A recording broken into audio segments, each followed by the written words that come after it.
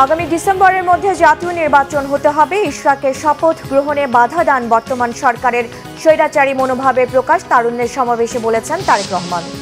দুদকের মামলায় হাইকোর্টে খালাস পেলেন তারেক রহমান ও ডাক্তার জুবাইদা রহমান। সব মামলায় সাজামুক্ত হলেন বিএনপির ভারপ্রাপ্ত চেয়ারম্যান। ইশরাক হোসেনের শপথ নিয়ে রিট খারিজ ইস্যুতে শুনানি মুলতবি। কাল ইসির বক্তব্যে শুনবে আপিল বিভাগ। টানা আন্দোলনে অবরুদ্ধ নগর ভবন। অবশেষে মুক্তি পেলেন জামায়াত নেতা এটিএম আজহার। বললেন তিনি এখন স্বাধীন। বিচারিক হত্যায় জড়িতদের আইনের আওতায় আনার দাবি।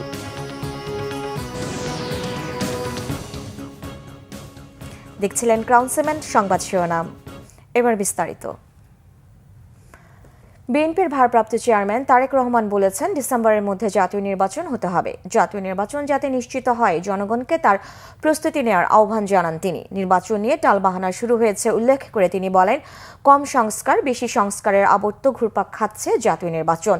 ইশরাক হোসেনকে শপথ না দিয়ে সরকার স্বৈরাচারী মনোভাবের প্রকাশ ঘটিয়েছে বলেও অভিযোগ করেন তিনি। বিকেলে রাজধানীর নয়াপল্টনে বিএনপির কেন্দ্রীয় কার্যালয়ের সামনে তারুণ্যের সমাবেশে ভার্চুয়ালি যোগ দিয়ে প্রধান অতিথির ভাষণে এ কথা বলেন তারেক রহমান। ইশরাকের ক্ষমতা গ্রহণ বা ইশরাকের শপথ গ্রহণে বাধা সৃষ্টি করে আজ আমরা আবারও স্বৈরাচারী মানসিকতার বহিঃপ্রকাশ দেখতে পাচ্ছি। অন্তর্বর্তীকালীন সরকারের প্রতি আবারও আহ্বান জানিয়ে বলতে চাই, গণতান্ত্রিকামী জনগণ এবং গণতন্ত্রের পক্ষের রাজনৈতিক দলগুলোকে দয়া করে প্রতিপক্ষ বানাবেন না। যদি আপনাদের কেউ রাষ্ট্র পরিচালনায় থাকতে চায় তাহলে সরকার থেকে পদত্যাগ করে জনগণের কাতারে আসুন, নির্বাচন করুন। যদি ভবিষ্যতে নির্বাচনে জনগণের রায় পান তাহলে আবার সরকারের দায়িত্ব গ্রহণ করুন। অতীতেই বাংলাদেশেই রেকর্ড রয়েছে 3 মাসের মধ্যে জাতীয় নির্বাচন অনুষ্ঠিত করা সম্ভব, কিন্তু আজ আমরা দেখছি 10 মাস পার হয়ে গেল অন্তর্বর্তীকালীন সরকার নির্বাচনের দিনক্ষণ ঘোষণা করছে না। আমরা ফ্যাসিবাদ মুক্ত বাংলাদেশে জনগণের সরাসরি ভোটে জনগণের কাছে জবাবদিহিমূলক, জনগণের কাছে দায়বদ্ধ একটি সরকার দ্রুত দেখতে চায়। অন্তর্বর্তীকালীন সরকারের প্রতি আহ্বান, আগামী ডিসেম্বরের মধ্যেই জাতীয় নির্বাচন অনুষ্ঠিত হতে হবে। দুর্নীতি দমন কমিশন দুদকের মামলায় বিএনপির ভারপ্রাপ্ত চেয়ারম্যান তারেক রহমান ও তার স্ত্রী ডাক্তার জুবাইদা রহমানকে খালাস দিয়েছে হাইকোর্ট। বুধবার বিচারপতি মোহাম্মদ খসরুজ্জামানের একক হাইকোর্ট বেঞ্চ এ রায় ঘোষণা করেন। এর মধ্য দিয়ে সব মামলায় দণ্ড ও সাজামুক্ত হলেন তারেক রহমান। এর আগে সম্পদের তথ্য গোপন ও জ্ঞাত আয় বহির্ভূত সম্পদ অর্জনের অভিযোগে 2007 সালে তারেক রহমান, জুবাইদা রহমান ও তার মা সৈয়দা ইকবাল মান্দ রানুর বিরুদ্ধে রাজধানীর কাফরুল থানায় মামলা করে দুদক। এই মামলার বিচার শেষে 2023 সালের 2 আগস্ট তারেক রহমানকে 2 ধারায় মোট 9 বছর এবং তার স্ত্রী ডাক্তার জুবাইদা রহমানকে 3 বছরের কারাদণ্ড দেন ঢাকা মহানগর জ্যেষ্ঠ বিশেষ জজ আদালতের তৎকালীন বিচারক মোহাম্মদ আসাদুজ্জামান। লন্ডন থেকে দেশে ফেরার পর গেল 13 মে 587 দিনের বিলম্ব মার্জনা চেয়ে রায়ের বিরুদ্ধে ডাক্তার জুবাইদা রহমান আপিল করলে তা গ্রহণ করে হাইকোর্ট। এই মামলায় তারেক রহমান আলাদা করে আপিল না করলেও জুবাইদা রহমানের সঙ্গে তাঁরও খালাসের আবেদন করা হয়েছিল। জাপানের প্রধান উপদেষ্টা ডক্টর মোহাম্মদ ইউনূসের সাথে বৈঠক করেছেন দেশটির সাবেক প্রধানমন্ত্রী ও লিবারেল ডেমোক্রেটিক পার্টির সদস্য তারো আসো। টোকিওর ইম্পেরিয়াল হোটেলে তাদের এ বৈঠক হয়। এ সময় দুদেশের স্বার্থ সংশ্লিষ্ট বিভিন্ন ইস্যুতে আলোচনা হয়। এর আগে টোকিও সময় দুপুর 2টায় ক্যাথে প্যাসিফিক এয়ারলাইন্সের একটি ফ্লাইটে 4 দিনের সফরে জাপানে পৌঁছেন প্রধান উপদেষ্টা। বিমানবন্দরে তাঁকে স্বাগত জানান দেশটিতে নিযুক্ত বাংলাদেশের রাষ্ট্রদূত মোহাম্মদ দাউদ আলী এবং জাপানের চিফ প্রোটোকল অফিসার সহ ঊর্ধ্বতন কর্মকর্তা। তারা সফরে নিক্কেই সম্মেলনে যোগ দেওয়ার পাশাপাশি 7টি চুক্তি ও সমঝোতা স্মারক সই করবে দুই দেশ। দেশটির প্রধানমন্ত্রীর সাথে দ্বিপাক্ষিক বৈঠক সহ জাপানের উন্নয়ন সংস্থা জাইকা ও জেটকোর প্রধানদের সাথেও ডক্টর ইউনূসের সাক্ষাৎ হবে। বাজেট সাপোর্ট সহ বিভিন্ন ক্ষেত্রে $1 বিলিয়ন চাইবে সরকার। এছাড়া জাপানি বিনিয়োগ বাড়াতে দেশটির ব্যবসায়ীদের সাথেও আলোচনা করবেন ডক্টর মোহাম্মদ ইউনূস। জাপানের একটি বিশ্ববিদ্যালয় থেকে তিনি ডিগ্রি নেবেন। আগামী 31 মে দেশে ফিরবেন প্রধান উপদেষ্টা।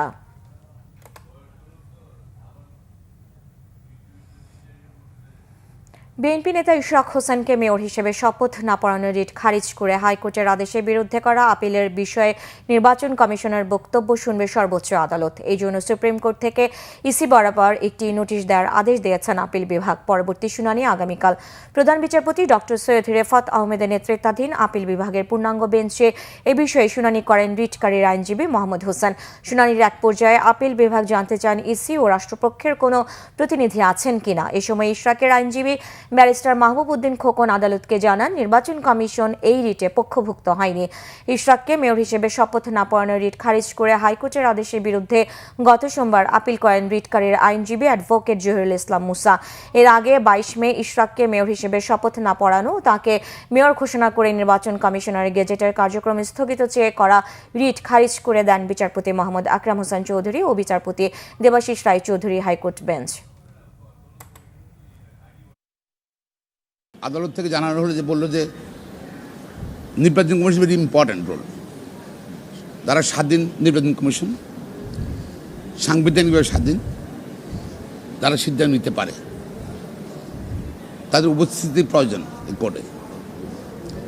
সেই জন্য আগামীকাল এটা অর্জন করেছে। আগামীকাল মাননীয় আদালত, সুপ্রিম কোর্ট আপিল ডিভিশন নির্বাচন কমিশন শুনবে এবং নির্বাচন কমিশন তো বক্তব্য আমরা দেখাচ্ছি, অপিনিয়ন দেখাচ্ছি, পাবলিকলি আসছে, তাদের বক্তব্য পেশ করবে। কালকে আবার শুনানি হবে।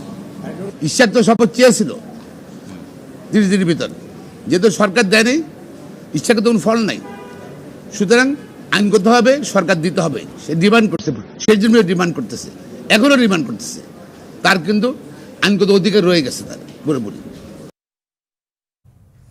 এদিকে কোরবানির ছুটির আগে ইশরাক হোসেনকে ঢাকা দক্ষিণের মেয়র হিসেবে শপথ না পড়ালে ঢাকা শহরকে অন্ধকার করে দেওয়ার হুমকি দিয়েছেন সিটি কর্পোরেশনের কর্মচারীরা। প্রতিদিনের মতো নাগরিক সেবা বন্ধ রেখে নগর ভবনে বিক্ষোভ করেন তারা। দক্ষিণ সিটির আন্দোলনরত কর্মচারীরা অভিযোগ করেন, আদালত থেকে ইশরাক হোসেনকে মেয়র নির্বাচিত ঘোষণা করলেও স্থানীয় সরকার মন্ত্রণালয়ের খামখেয়ালি মনোভাব ও ঈর্ষাবশত তাকে মেয়র পদে বসতে দেওয়া হচ্ছে না। যে ভবনে মেয়র নেই সেই ভবনে নাগরিক সেবা দেওয়া সম্ভব নয় বলে মন্তব্য করেন তারা। ঢাকাবাসী তাদের নাগরিক সুবিধার জন্য সাবেক মেয়র সাদেক হোসেন খোকার পুত্র ইশরাক হোসেনকে মেয়র হিসেবে দেখতে চায় বলেও দাবি করেন আন্দোলনরতরা।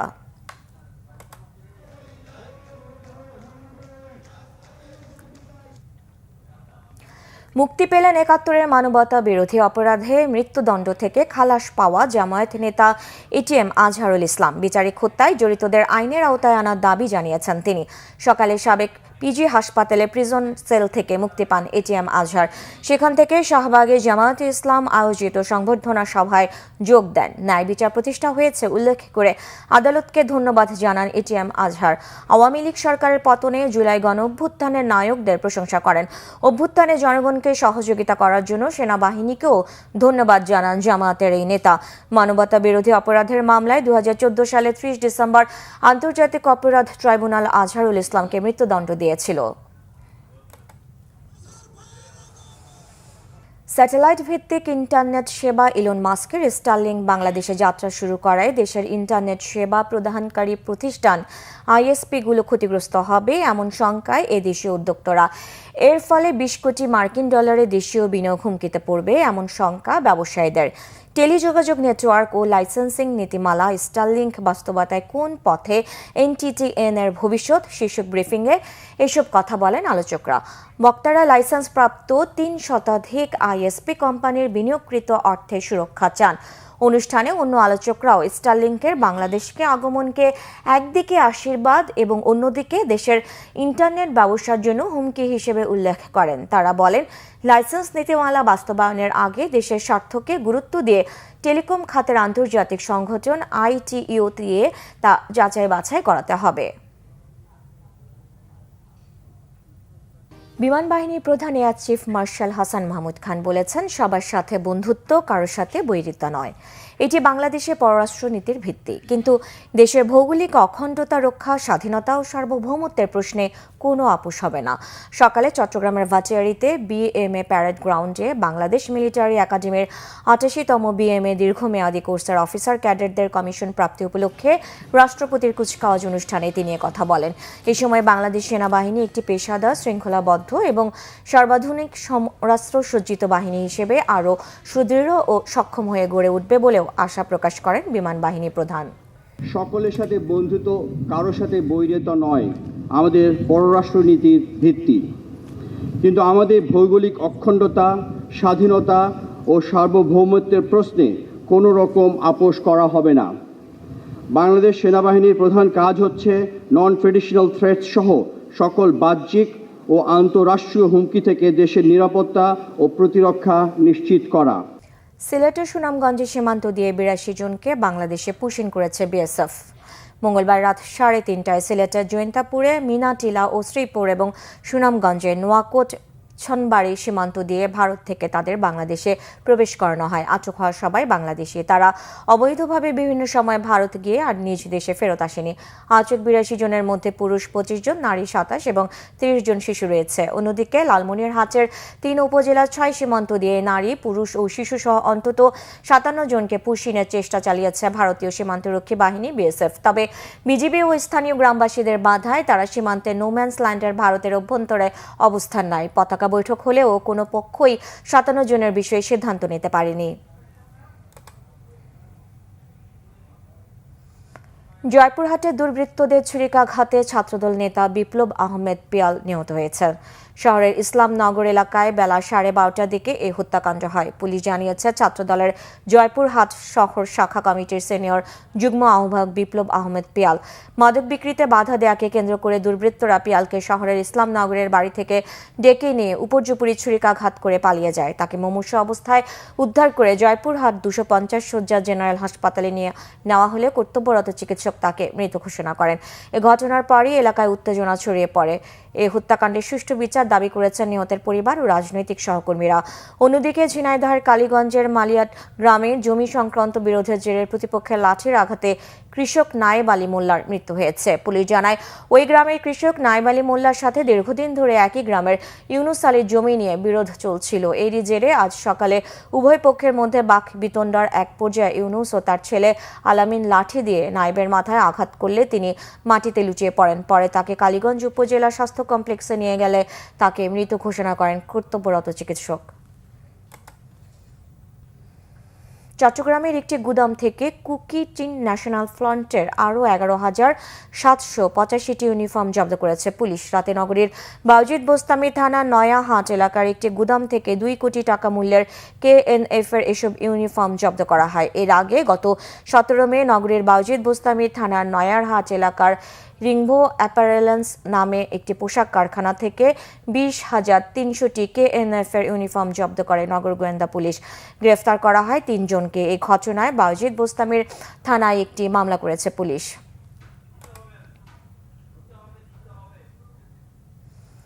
গোপালগঞ্জে আলাদা সড়ক দুর্ঘটনায় নিহত হয়েছেন ২ জন। মুকসুদপুরের উপজেলার লোহাইয়ারে সকাল ১১টার দিকে ও কোটালীপাড়া উপজেলার মনোহর মার্কেট এলাকায় সকাল ৯টার দিকে দুর্ঘটনাগুলো ঘটে। পুলিশ জানায়, লোহাইর গ্রামের মুন্সি বাড়ির কাছে ব্যাটারি চালিত ভ্যানটি যাত্রী আন্না বেগমের ওড়না ভ্যানের চাকা ও গলার পেঁচিয়ে রাস্তার উপর পড়ে যান। পরে স্থানীয়রা তাকে উদ্ধার করে স্থানীয় মুকসুদপুর উপজেলা স্বাস্থ্য কমপ্লেক্সে নিলে তাকে মৃত ঘোষণা করেন চিকিৎসক। অন্যদিকে কোটালীপাড়ার রাধাগঞ্জ সড়কের মনোহর মার্কেটের সামনে নিয়ন্ত্রণ হারিয়ে ট্রলির নিচে চাপা পড়ে গুরুতর আহত হন চালক লিমন। স্থানীয়রা তাকে উদ্ধার করে কোটালীপাড়া উপজেলা স্বাস্থ্য কমপ্লেক্সে নিয়ে গেলে মৃত ঘোষণা করেন চিকিৎসক। কড়া নিরাপত্তার মধ্য দিয়ে সাবেক সংসদ সদস্য কণ্ঠশিল্পী মমতাজ বেগমকে মানিকগঞ্জ চিফ জুডিশিয়াল ম্যাজিস্ট্রেটের আদালতে হাজির করা হয় আজ। আদালতের আগের নির্দেশনা অনুযায়ী ৬ দিনের রিমান্ডে নেওয়া হয়েছে তাকে। কোর্ট ইন্সপেক্টর জানান, সিঙ্গাইর ও হরিরামপুর থানায় তাদের হওয়া দুটি মামলা নিয়মিত হাজিরা দিতে বেলা 11:30টার দিকে মমতাজ বেগমকে কাশিমপুর কেন্দ্রীয় কারাগার থেকে অতিরিক্ত চিফ জুডিশিয়াল ম্যাজিস্ট্রেট আদালতে হাজির করা হয়। অপ্রীতিকর পরিস্থিতি এড়াতে আদালত প্রাঙ্গণে কঠোর নিরাপত্তা ব্যবস্থা নেওয়া হয়েছিল। এদিকে সাবেক এমপি মমতাজকে আদালতে নেওয়া হলে উৎসুক জনতা বিভিন্ন স্লোগান দেয়। জানা গেছে, প্রথম দিনের হাজিরার সময় অপ্রীতিকর ঘটনার পর থেকে নিরাপত্তা জোরদার করা হয়েছে। ওই দিনই তার 6 দিনের রিমান্ড মঞ্জুর করা হয়। দেশের বিভিন্ন জায়গার আরও কিছু খবর নিয়ে একটি ডেস্ক রিপোর্ট। খাদ্য উপদেষ্টা আলী ইমাম মজুমদার বলেছেন, দেশে খাদ্য পরিস্থিতি অত্যন্ত সন্তোষজনক। দিনে খাদ্য মজুদ আছে 15 লক্ষ টন, যা গত বছরের চেয়ে 3 লক্ষ টন বেশি। ময়মনসিংহ বিভাগীয় কমিশনারের সম্মেলন কক্ষে জেলা ও আঞ্চলিক খাদ্য নিয়ন্ত্রকদের সাথে বোরো সংগ্রহের লক্ষ্যমাত্রা অর্জন, মজুদ ও বিতরণ নিয়ে মতবিনিময় সভায় তিনি এসব কথা বলেন।